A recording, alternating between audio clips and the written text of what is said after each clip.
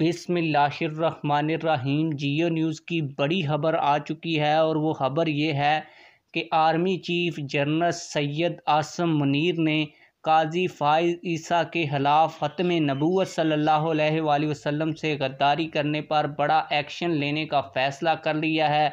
अगर आप लोग इस वीडियो को शुरू से लेकर आखिर तक देखेंगे तो तब आप लोगों को इस खबर की समझ भी आएगी और जियो न्यूज़ ने जो खबर दी है वो भी मैं आप लोगों को आज की इस वीडियो में दिखाऊंगा।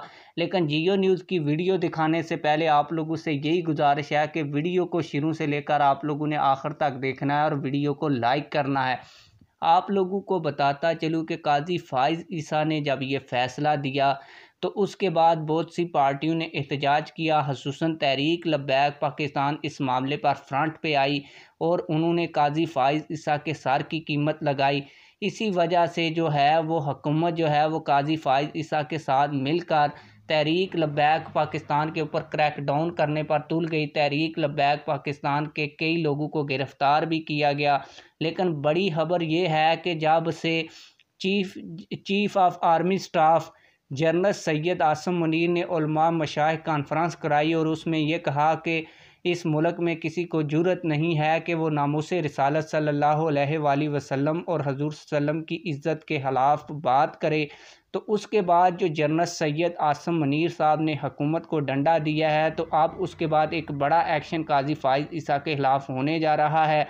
आप लोगों को बताता चलूँ कि जो हुकूमत तहरीक लब्बैक पाकिस्तान के ख़िलाफ़ काजी फ़ाइज़ ईसा के साथ मिलकर क्रैकडाउन कर रही थी, अब जब जनरल सैयद आसम मुनीर साहब ने ये बयान दिया उसके बाद तहरीक लब्बैक पाकिस्तान के जो लोग गिरफ़्तार थे उनको हुकूमत ने रिहा करना शुरू कर दिया है।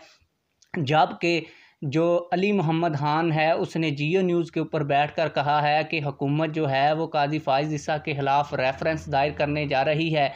तो आप लोगों को बताता चलूँ कि हुकूमत कभी भी काजी फ़ाइज़ ईसा के ख़िलाफ़ ना जाती अगर जनरल सैयद आसम मुनीर साहब इस बात के पीछे खड़े ना होते और वो नामूस रिसालत और ख़त्म नबूवत सल्लल्लाहु अलैहि वसल्लम पर पैरादारी ना देते।